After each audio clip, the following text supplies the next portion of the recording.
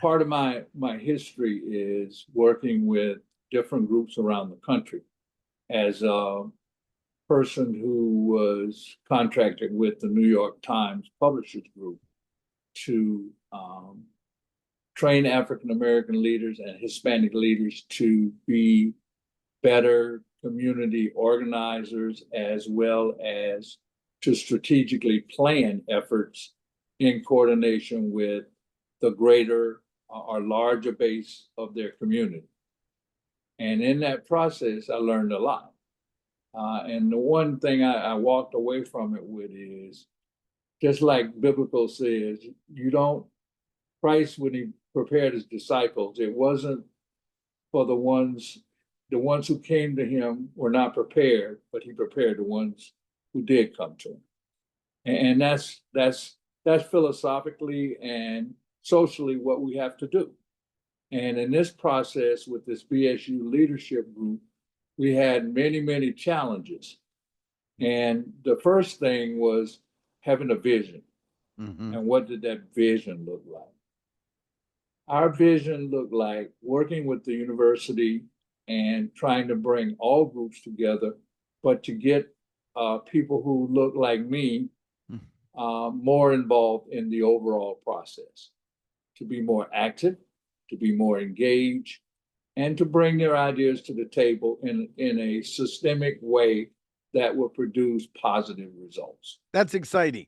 Yes, sir. Larry, would you introduce yourself? I'm so excited to have this conversation about it was called the Black Student Union. Is that correct? Yes, correct. That is at correct. St. Andrews in the 70s, right? Right. So take a moment and let people know a little bit about you. I'm Larry McDaniel. I'm from Gainesville, Florida area. I went to the University of Florida's lab school. I came to St. Andrews in 1973 with a fairly large, probably the largest contingency of African American students at that time. The majority of those students came from the Atlanta area, which had, Greg Smith, Jacob Hogue, Joyce Dew. I could go on, Marie Harris, a whole bunch of folks. And most of them came from the same high school. And I think you have to understand the context of the 60s and 70s to understand why that was so significant. You were just right at the end of the Vietnam War. Woodstock had just occurred, in 1969. So you still live in that period. The sexual revolution, the civil rights movement, all of those things were beginning to take hold. And part of that was us defining how we would look as far as developing a strong sense of community, a strong sense of being. Because as you know, St. Andrews was a white liberal arts institution that was religiously based. But what I can say about that is they struggled with us in helping us identify. And the support was tremendous. If you read any of the literature that we put out and you listen to the heartfelt stories of the people who were in the Black Student Union and their connectivity with the community overall, you'd understand how gratifying and how gracious that commitment was. I just believe that that's what helped us to come together in such a quick amount of time. So the first thing we did was we went to a board meeting, Jacob Hogue and myself, and well, that wasn't the first thing, but that was one of the things. And the question was asked, what separates St. Andrews from other places that you could have went or that you were at? And what makes them unique? One of the things that people felt like made it unique during this time of revolutionary change was the professors that were there. I remember distinctly for myself, a Dr. Julian white man, white as snow, right? But knew more about Black history than any Black man that I had ever met. And the truth of the matter is, when you get people who share that kind of intellectual capabilities with you, you really learn to appreciate that. Dr. Danzy, who was a Black English professor there. You have Ferranda Mason Cannon. You have several other folks who just really, really felt like that was a comfort to them, to have someone to be able to relate to talk to be able to communicate with, and not at a distant level as necessarily professor and student. And then you have people like Neil Bushhoven and Dick Proust, who challenge you intellectually to the point you didn't want to let them down by not doing what you were supposed to do and being able to come in with concrete arguments. Those arguments and those discussions, folks have said, when I got in the workplace, I was able to articulate my points. And they didn't look at me as a Black person articulating my points. They looked at me as a person who was ready to be considered a co-worker, a co-part of what we're doing, and move forward. And it is important to have the preservation of a cultural identity. And, you know, at the Black schools, BCUs, they had folks that came to their campuses, you know, like, let's say, musical groups and other folks, entertainers. St. Andrews was wise enough and trustworthy enough. Demetra Bowman speaks to this. You know, we had three people on our committee, 4 people on our committee who actually were past presidents of the BSU. Jacob Hogue, Demetra Bowman, and Darlene Haley. And they've been a part of our planning committee. And so therefore, they kind of knew how everything went, and all of us knew that. But what happened was the student body gave us, voted us in as a club, which allowed us to have a budget. That budget gave us an opportunity to go out and recruit folks to come in and to unify the whole community, not just the Black students. We had Dizzy Gillespie come in, Alex Haley, Julian Bond, Dick Gregory. So we had the gamut of folks come in. And our job was to manage that budget, to raise additional funds, and to do community-based types of activities, which allowed us to work with Laurinburg city officials, Scotland County officials, and the African-American community in Laurinburg, North Carolina.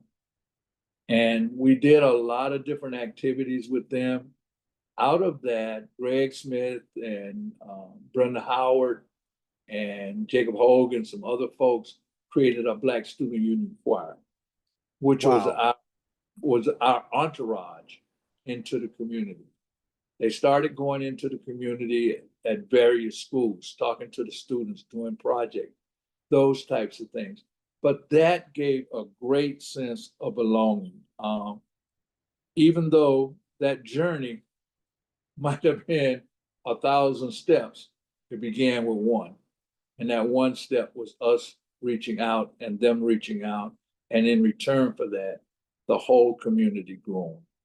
And that's what we're hoping to do with the process that we have now, is to work with the SALF, St. Andrews Legacy Foundation. We have Shirley Graham, who's working with myself and a couple of other people on creating a legacy document. And that document is going to show the accomplishments of some of the African-American folks who went to St. Andrews. We recently had 12 to 14 people who attended the Alumni Weekend, which was fantastic. One of those people was Rona Leach, who not only was a student the year or two before we were there, but she also was a professor that was there for 16 years. Having that wealth of knowledge, having that wealth of community based effort has been a big, big plus to us. Along with folks like, who have so accomplished, like a Joyce Dew and a Larry Peterson, who are in the science area. And we don't even need to talk about Dr. Cyril Spain, one of the most renowned doctors in the Atlanta area and worldwide, as a matter of fact, a gynecologist. And so folks were able to reconnect. Dr. Yana Banks, who lives in Gainesville, Florida, same place that I live, basically. We see each other through community activities. Pediatrician, outstanding, well-renowned, well attended in this community with community activities, all of those things. So what we're trying to do is to reconnect folks together to look at how we can influence that next, well, it ain't next now, it's probably 4 or 5 generations, but those kids who are coming behind us, those kids were left in a wake. And we had an opportunity to talk to them Alumni Weekend. Also went back for graduation to meet with some of them. And our initial goal was to redo the student union with Demetra Bowman, Arthur Bowman, and Yana Banks leading that effort. And when that kind of dissipated, we had to redirect. It's like one of the comedians says, if you're in the middle of a fire, get you some marshmallows and let them burn, and enjoy. So we felt like we were kind of in a firestone. We just started, but we knew one thing, that this was not only an effort, but it was a mission. And we've been on that mission. In October, with the help of a whole lot of folks, we're planning a reunion down in Atlanta, Georgia. And so much has come out of preparing for this reunion. For example, we had Dale McLean and Mr. Alford, who got married, and they have 2 wonderful daughters who are musicians.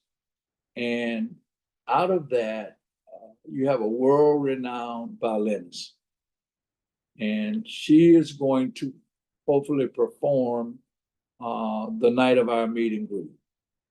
And just to think, when you start looking at folks, and when they're in school, and then you look at the creation of what they've made come true. And it's because they had the fortitude, they had the understanding, and they had the commitment from being at St. Andrews to understand there's a whole nother world out there, and it's possible to conquer that world. Small faith-based opportunities for us. And we have so many people that have come to this table that are willing. I had one gentleman, Wes Campbell, who lives in Florida, approximately 3 miles from me. Not 3 miles, 3 hours from me. And he was in Cocoa, now he's in St. Pete. Hadn't seen him in 50 years. I happened to go down to St. Pete on business opportunity, and was able to make contact with him after he had contacted with several of our folks. And he's not physically able to make it to the reunion, but he is so excited about the opportunity to see folks on satellite and other places he hadn't seen in 50 years. Just a tremendous opportunity for us. We're very, very thankful. And, a lot of people ask you, that elephant in the room is, why is there a need for a Black student union then and now? I think I talked about a little bit about then. But let's talk about now, folks. Okay, and what I want to do is, this is so exciting, is I want to talk about now, and for people who didn't realize it, we met at St. Andrews on what we didn't know as the last reunion. So it was there's something extraordinary about it in that the tragedy of finding out right after it the school was closing almost added a more importance to that meeting. A more significance Yes. to that meeting. You are correct. You are correct. a lot of people, would have thought, and we thought, what direction are our people going to go in now? That a lot of the goals and objectives, because we had talked to the school about doing things like having Zoom meetings for the science and math people that could talk back to a Dr. Spann or a Dr. Banks, having motivational things with people who had had opportunities in business and government, like Demetri Grant, myself, and others. And that opportunity is lost to some degree. So we had to redirect. And in our redirection, one of the things we understood was we still have to figure out a way to be there for those students. Yes. And you can't say, well, they gave up on the school, so we're giving up on you. That's not good enough. A leader, is going to lead, follow, or get out the way. So we chose to lead. And leading, we met with SALF, talked to them, and we think we can be a model for some of the other groups that we might be able to bring aboard. Like you may have, and in talking, we got a lot of athletes like Arthur Bowman and Smitty, myself, and bringing those athletes together as a group, as what we call community partners, bringing the equestrian people together. We've been talking to people like Chip Blankenship about the performing arts and other things. Dale McLean Alford, and bringing those groups together so that those children or kids who graduated in that arena will have somewhere to go, will have someone to talk to. If I'm in the education field and I want to become a principal, wow, we got several folks that have forged that road. And the background that you have to have, the connections you have to make, the moves you need to make, all of those things need to be accessible. So that's why we're trying to create the legacy piece, which we have got a good start on. The other thing is not forgetting your past, not forgetting those people who have passed on, memorializing those people. Yep. We're bringing some of their families together so that their children will know this is what my granddad did. My granddad, Ed McDonald, who's followed his dad's footstep down in Sumter, South Carolina, and became a dentist. So that, his kids will know this is what my father did in school. This is what he looked like. So we've invited those families. Brenda Howard was a banker at Wachovia and lived in Laurinburg and died very early of cancer. Bringing those folks back together and trying to give them some sense of, who their parents were, who their grandparents were, and things like that. So we will have a feature at our group for that. That's why there's a need, because this legacy that's been created through a lot of work of folks who look like me and folks who definitely don't look like me is important, and it's essential, and it's critical. We have brought some people together who we believe are critical thinkers. As you well know, we gain comfort in those who agree with us and growth in those who don't. So as we march down this road, we're trying to get all kinds of ideas so that directionally we can fortify a good front moving forward. I want to get back to the point you started, but I wanted to catch people up if they jumped in and didn't even know what this was. But the topic you brought up that's so important is why a separate group, because I want to share with people, I grew up in DC, so I know the answer without a question. I was blessed to be born in GW Hospital and grew up there. But I think this is the great conversation to start with. Why a separate group? I think it's a separate group because you need to be able, one, to come together as a group and realize what your joint goals and objectives are. When we came together to recreate our BSU this time, the thing we did was we got on the road and we drove and we met with people who were in the group. But prior to doing that, we met with the university. We met with Dr. Malik and Roberson and Cody McKeach. And the reason being was we wanted to know what had happened between the 80s and the 2000s. We knew what happened in the 70s. Was there a commitment? Was there still a drive or a need? We realized there's still a need. Now, the question is it still a drive?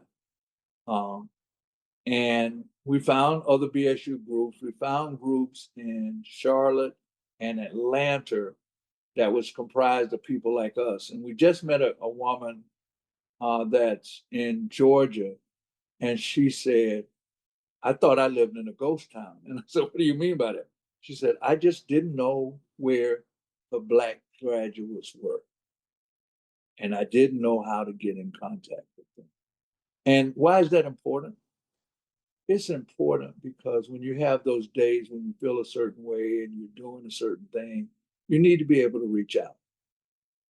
And being able to reach out means being able to talk to people about the issues that you're feeling, the things that you're feeling, your hopes, your dreams, your reflection, even for your children.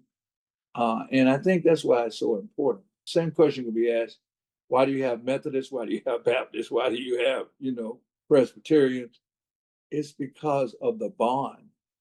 And that bond doesn't separate you from going to another church. It doesn't separate you from being in another congregation. What it does is it gives you strength to understand why there's a need. And our need is fortified, I think, by the fact that that legacy needs to continue. And it's for, if you read the comments that are in our voice, which says we're advocating for the positive, we're believing we can reach all horizons, we're contributing to the good of mankind, and we're destroying myths. What's that myth? That myth is that you cannot survive alone and you don't try. And that's true. But you also have to understand that there is strength in unity. And that's why we started at the university. That's why we're going to finish with SALF. And we're going to do those things that will bring us together. And we're going to destroy the myths of that there's a need, some things in this society, and there's still a need. And that need still exists on a very, very large basis. And we've got all kind of people at this table. Myself, I'm an ex-military person. And, one of the things I learned by being a military person is that your day is not complete when you go to sleep. And that's what we're driving toward. We're trying to drive toward keeping people awoke. And we do that through inviting those other folks into our fold and then us going into their fold. Growing up in DC, it Right. became very firsthand the importance of seeing people that look like themselves. Right. And there's some theories, Larry, that I think are related to this, that that as a human being, we generally are more comfortable with something that's similar, like our own tribe, our own group, and we're uncomfortable and there's little angst going into other groups. That's why we need both. We need the group together, but we also need to face the uncomfortableness of exploring the other groups. And one addition to St. Andrews, along with the Black Student Union and the work that was there, was the people that were in wheelchairs. When I went there in 78, I think there were 800 students, 100 were in wheelchairs. So the goal of, I came from DC, so the diversity experience I had, but there are people there that hadn't, but my diversity moment was with the people in wheelchairs because I had never been around that. Go ahead. I'm going to put my glasses on here and I'm going to read a little comment to you. Okay, good. This is from Demetra Bowman, who's in Orlando, Florida. And what she says is, the diversity of the student body was equally inspiring, especially with witnessing students with disability thrive and fully participate in campus life. It taught us to focus not on limitations, but on extraordinary abilities that bring people together. Now, that's an amazing statement because that is true. I'm gonna just give you a couple quick examples of things that have occurred in my life as a result of, and knowing how to handle them. One of the things that I did, Wilmington, North Carolina, which isn't very far from St. Andrews, and I believe it was, I don't want to quote the wrong year, but it was, I think it was 1898. The Wrightsville Beach was mainly inhabited by African Americans and Black people, and Wrightsville Beach was burnt out. And when it burned out was because of a situation with a publisher there who wrote some stuff in paper that didn't sit well with people. So when I went in there, the first thing the publisher said was, "Larry, we're going to have this meeting at the country club." So I said, "Well, sir, how many Black people are members of that country club?" And guess what he said?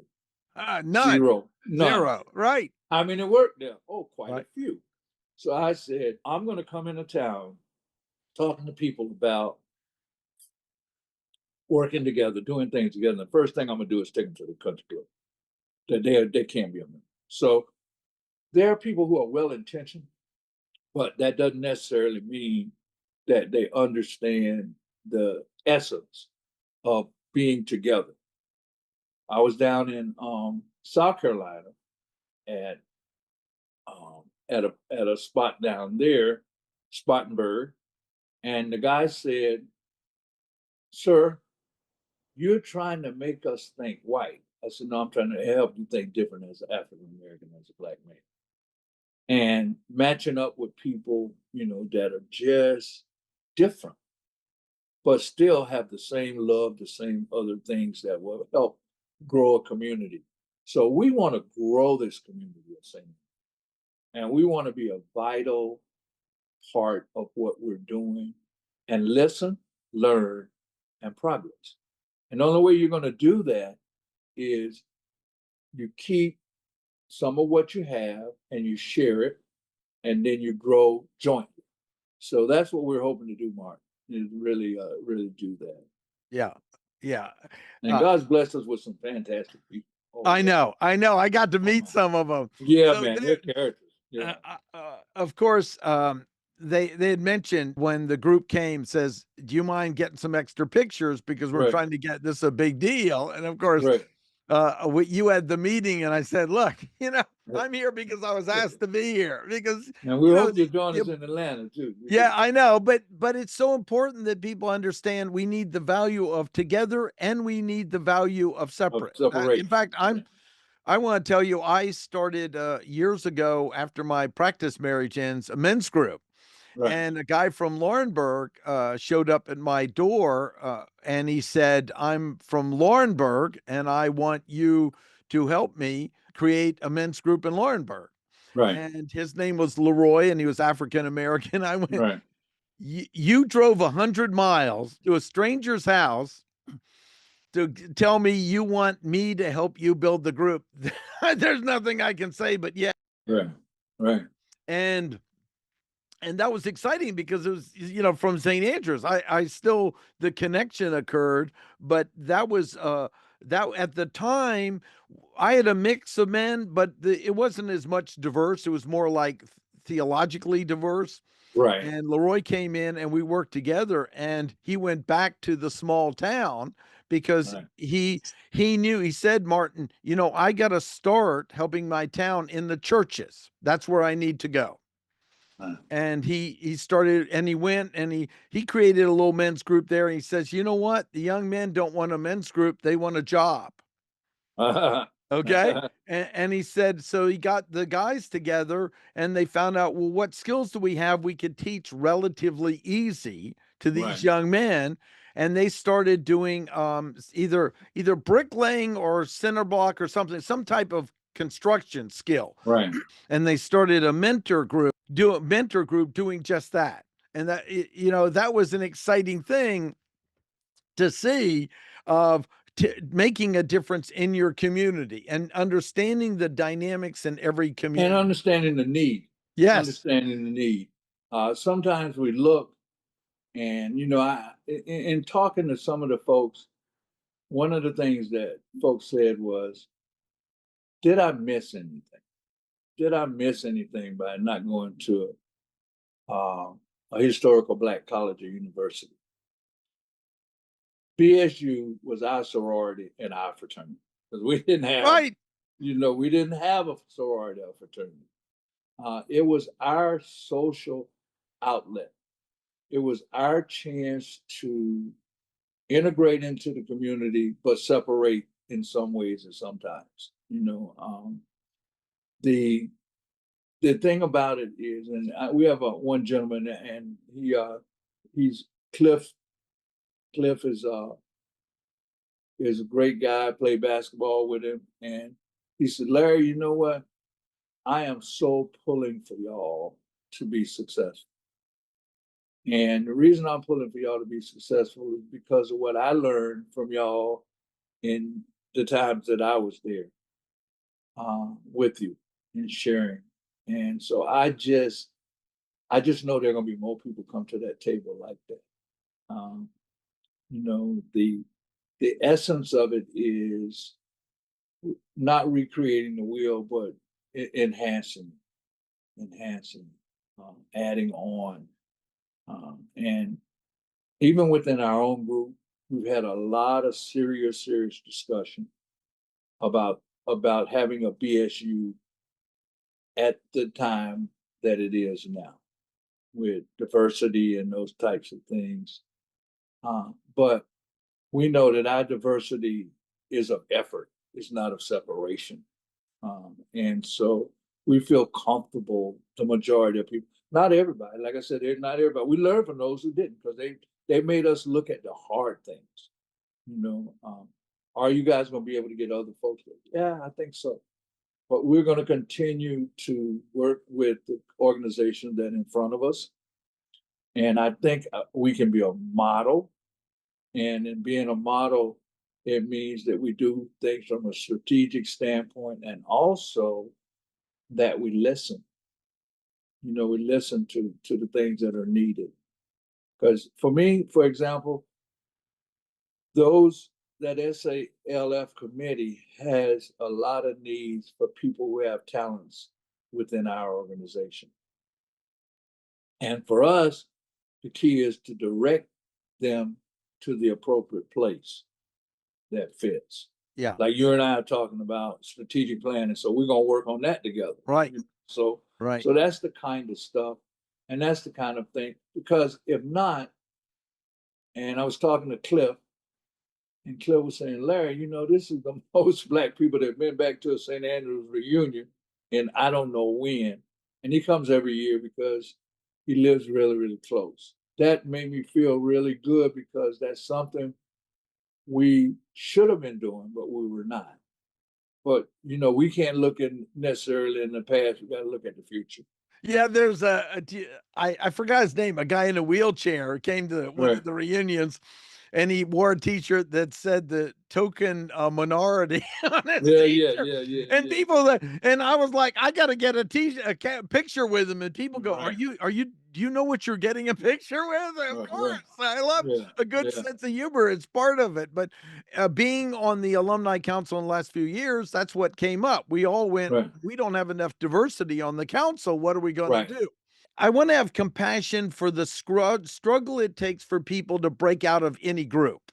Right. You know, there's a real resistance. Instead of naming it like it's bad, acknowledge it's there. It's there of all groups. And that's what, Larry, I learned growing up in DC, because I would go into some of my classmates. I was like, there were like maybe one or two Caucasians in my school. I went to an all boys Woodward School for Boys. I'd go into their home and I went, this is a little different world than mine. You know, it's I mean, it really was just like when I went into a Catholic family's house, a little different. Or my friend that was Arabic Baptist. But this was I realized there were cultural things that were different. And that was like the beginning of, oh my gosh, okay, it might be uncomfortable, but when you're a kid, it's exciting. And I think part of us needs to bring back the excitement of the adventure of learning other worlds. Right. And I had the opportunity, and that's one of the reasons why I was kind of comfortable when I got to St. Andrews. I went to St. Patrick's Catholic School, but I was the first Black student there and the first Black student to graduate. And what I learned from that experience was those worlds are way, way different. Like you say, you know, your daddy got a plane in his hangar, and we got a car. You know, so it's just a different world. But what you learn from that is I got a vision to look at. You know, I got something to say. My goals change and as my goals change, my opportunities will change and my future will change. I was you know, one of the ladies was talking to the young ladies at Farronda Cannon was talking to Mason was talking to the ladies in one of the classes. And she, you know, they got to talking about, and I think you were there at that one. They got to talking about their future and, you know, the limitation of having, as an African American female, you know, on this type of campus, your opportunity is limited.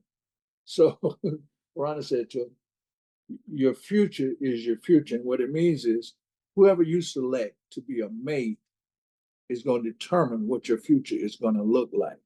So how prepared these young men are in this institution has a lot to do with your future. We had, as I was saying, Dr. Vernon Alford and Dale married there.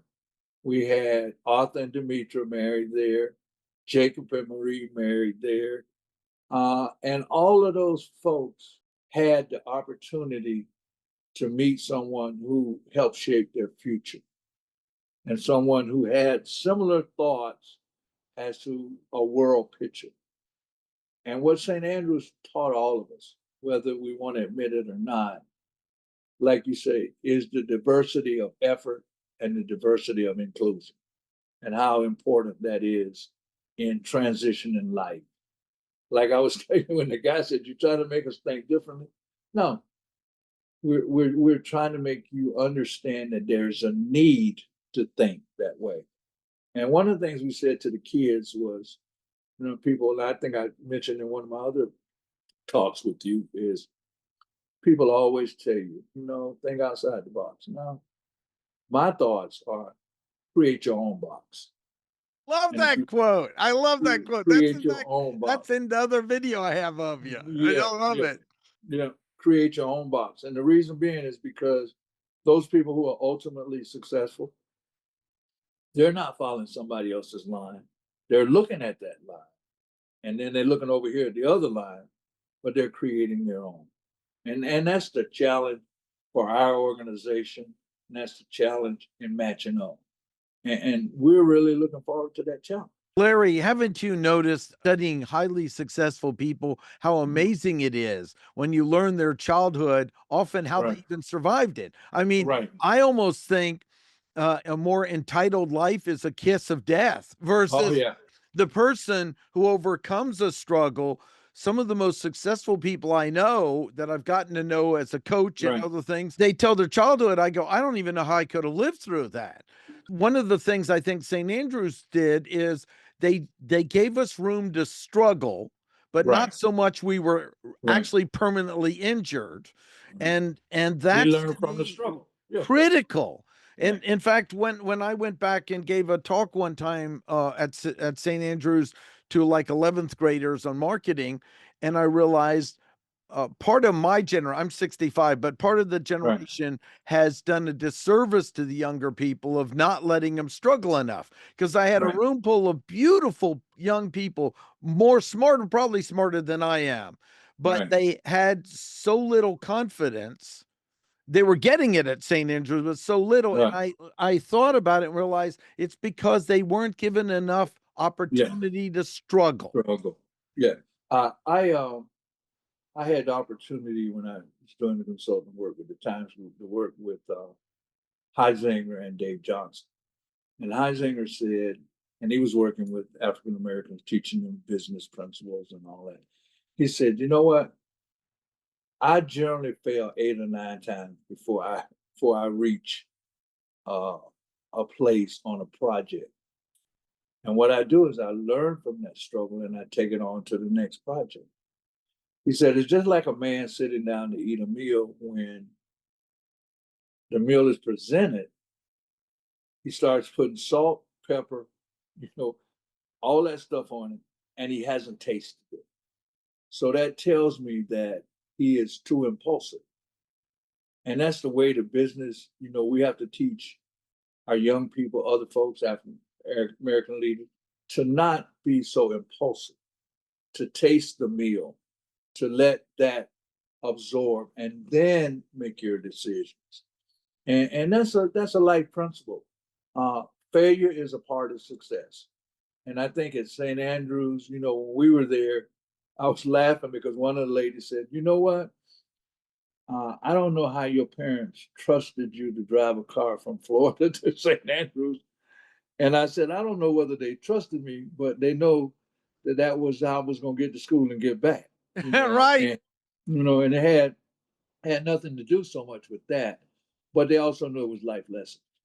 It was life lessons. And a lot of us, and we laughed about Dr. Spann riding his bicycle around campus and having a car with a fan in the window. Now, this is the same guy who has done multitudes for the world and has done visioning that other folks.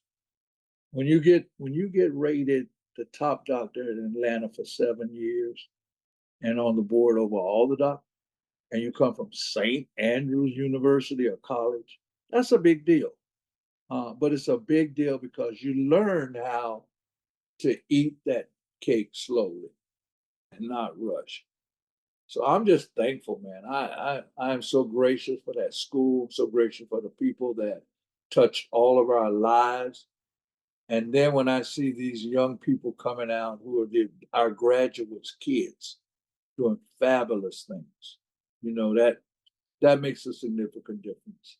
And that's what we want to celebrate. And that's what we want to bring these other 4 or 5 disciplines together to do the same thing. And it's not a question of separation. It's a question of learning and growing. Yeah.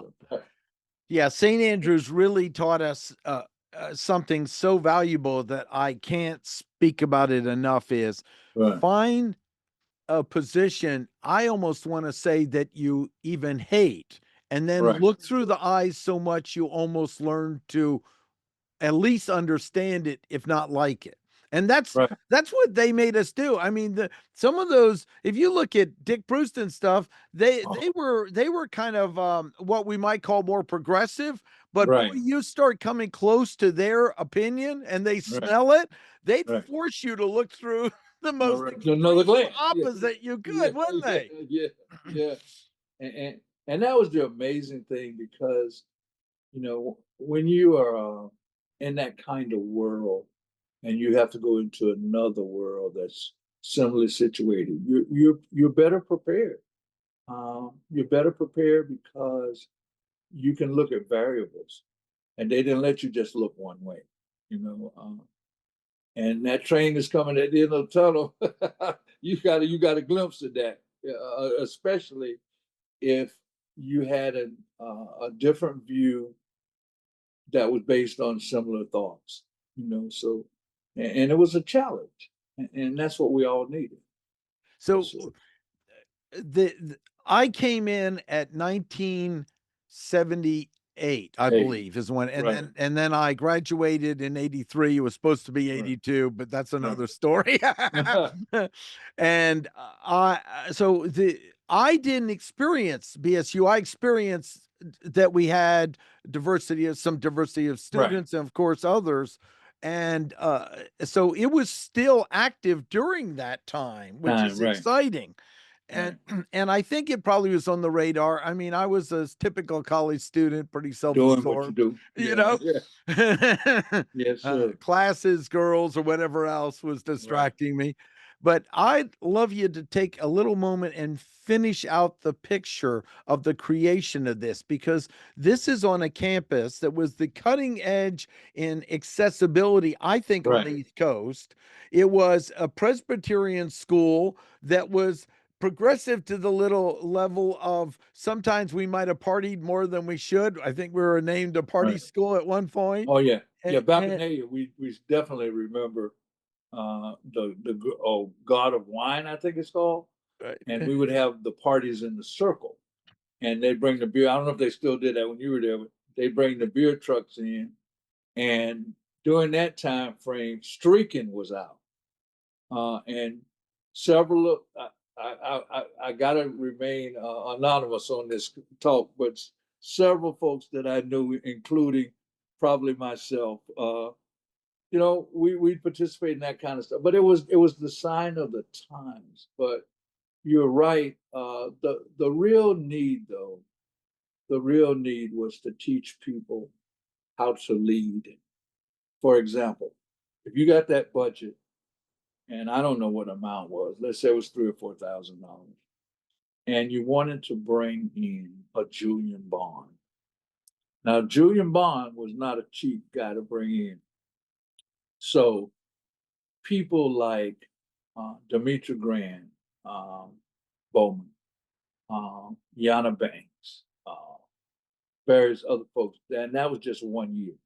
So what they did was they took and they partnered with the Laurinburg community, and they partnered with the Black community in particular, and they partnered with the chamber. So what that taught them and all of those folks who were in that leadership circle is the need for inclusion, a need for cooperating with others, and the idea of we deserve the right to ask the question.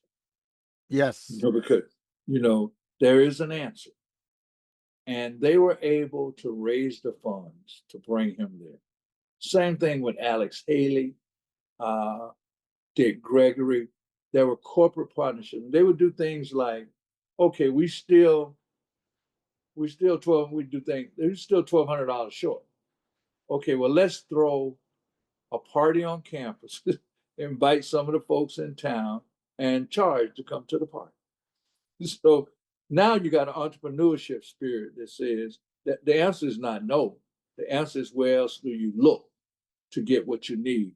Even in this process itself, we still had to think along similar lines of things that we learned in college. Okay, when St. Andrews, who was going to support us in this effort to college, and we had some information in them that said, yeah, we'll support you, blah, blah, blah. When that goes away, you can say, oh, no, we can't do this. But that wasn't what, and people say, oh, we gave it a college try. No, we're going to redirect and we're going to do what we need to do. And we're going to look at other avenues and other sources and things we can bring in to make this work. And that's a major difference, but that's what it taught you, to work as a group, to understand that failure is not acceptable, to understand that I have to go to sources sometimes that I hadn't thought about initially. Or that we're comfortable. I want to Right, repeat that. I right. mean, I guarantee as college students going into town and talking to the Yes. chamber certainly didn't look like you in Laurinburg at the No, they time. did not. No, they did not. But here's the other side of that coin. Those folks had also seen your good works. They had seen us going into the elementary schools, the middle schools to talk to students. They had seen the band going into, well, not band, but the choir going into various groups. So goodwill was already being built on a consistent basis over the 4 years.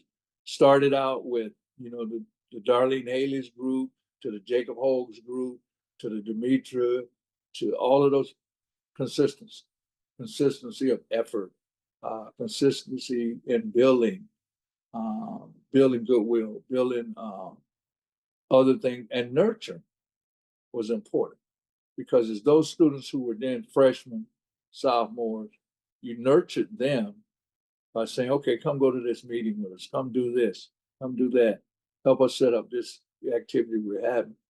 So that's why it was so important for us, because how many opportunities would we have gotten if that did not exist? There's something valuable you said that I want to put a footnote on.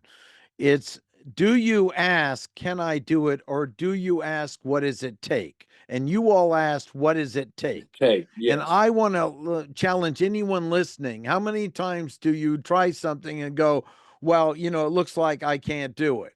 Right. No, you need to, to me, fundamental of business, because I'm an advocate of entrepreneurship, is if you don't push hard enough that you can fail in the real world, you're not even trying. Now, it doesn't mean to be reckless, of course, Larry. Right. But even in someone starting a little side business, I go get on eBay and lose $50.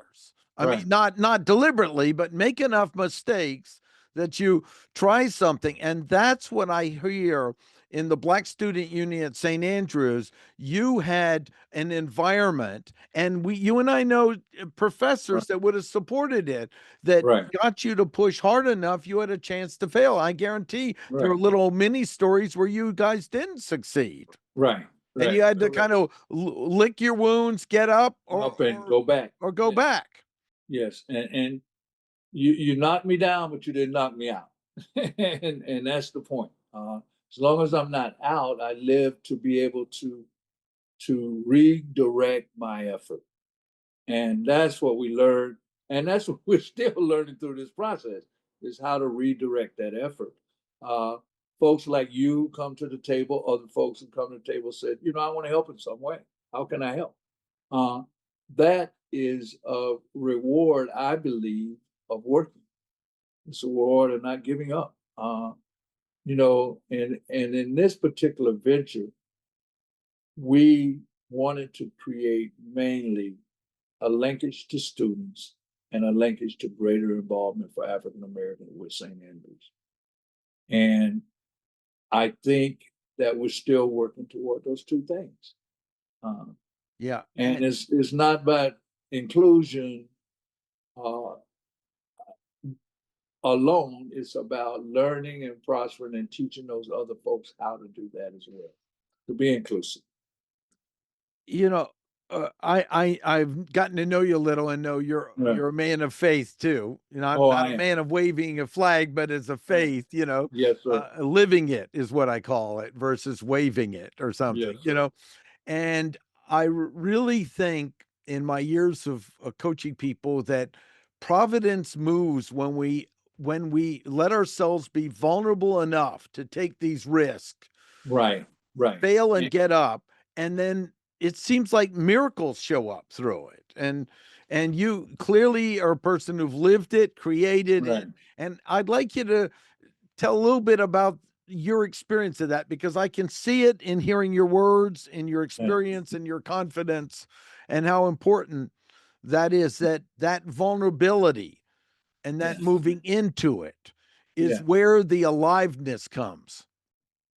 I believe in truly passing on whatever you've learned to others. My living it has been creating opportunities for other people to do things that they thought they couldn't do. And I'll just give you a couple examples. We created some groups when I was fairly young, in my 30s. And folks said, you're not going to be successful. You don't have the finances, you don't have the wherewith. And one of them was, as a coach, we created a group called Motivator One, which is a youth mentorship program. And 38 of the first, and it was all African American men working with African American kids. And it was the only reason that it was like that was because the city said, you know what? We don't want y'all to play together as a group because the competition is not level. So we need to have kids be transported across town. No, you're not doing it. So they said, you won't be successful. I said, okay. So what we did was we formed a group of men, and 38 of the first 34 kids that we took in went to college. And we ended up with brokers, we ended up with lawyers. And it's because they had a vision and they had something in front of them that said, these men can be successful. Faith-based men traveling a faith-based channel. And iron sharpens iron. It's clearly that, and Reverend Smith and I just talked about that the other day. And then sometimes you have to match people up who are similarly situated. So we put together a women's piece, and that women's piece dealt with attorneys, trying to create female attorneys. And right now, as a result of that, the first person that we had is the #1 lawyer on the Hill in Washington, D.C. Wow. And she does congressional law. We have a Black state attorney, and we have several other attorneys. And what they did was they passed books on to each other, their law books. They helped each other with testing, all of those types of things. And for me, I believe that if God's hand is on it, it can go. And you have to know that. And the reason you know that is because you can't make decisions in the heat of the moment. You have to wait till the cool of the night. And so you think, you need to write a book of just your quotes, Larry. I just like it's true. I know, but there's a gift there that you need to keep going. That's beautiful. Just restate that again. Just restate that last one. You can't make decisions in the heat of the moment, but wait till the cool of the night. Yeah. Just thinking things through, digesting them, and understanding that people are conflictual. And we as people, we make mistakes, but mistakes we learn from. We don't judge people on that basis. Because God judged us in that way, we'd be real short. That's right. Real short. So I just strongly believe and then you want to bring people aboard who have similar beliefs, and similar drives. And like I said, you always learn from those because they have that. Don't mean they have to agree with you. It's better to take a long journey than a short trip. And that's how I feel. You're going to learn on that long journey. And so I'm so thankful for what I've been taught as a result of going to St. Andrews, the people that I'm still meeting, that I didn't know. Like Dr. Leach, I didn't know her. And the things that she's tried to do in communities and things. So I just am blessed, and I feel like everybody who is with us is going to be blessed along this journey because they already have. I've talked to people. I hadn't seen that person in 50 years, and guess what? They hadn't either. But now, we're coming. We're coming to the reunion. We're going to be a part. And even the people who some couldn't come, they said, we're going to be with you in the group planning, and we're going to assist you financially as well. Now we got families. We're down to that next level now, which is families of folks who were there, and some of them didn't even get to know their. We had a young woman that Joyce Meadows, Greg Smith group out of, I think it's Smith High School in Atlanta, had a reunion. I believe it was 2 years ago, and Susan Miller's in that group. Jacob's wife, Marie, Greg. We had some other folks. She passed away several weeks after that. Never made it to our reunion. So consequently, that lets you know how important this is. So now we're dealing with a legacy piece concerning. That's right. So, how do we keep that alive and bring it forward? You got it. How do we bring it forward? And what do we want to be learned from that? Yeah. What do we want to be learned? I'm going to attach some of the documents we get from you. So I'll make Oh, this please do. video, and let's make sure, because I highly recommend the reunion that you're doing. Thank you for the invite. My wife has some needs where it's harder to get away. Right, I know. But Yes, sir. the invite really touched my heart. Right. And I want to just say I was so moved by the final reunion and getting to hang Right. out with you guys. And it's Oh, like yeah. you would think you met like every 3 weeks, once a month ever since. And many had been 20 years or more Right. or something.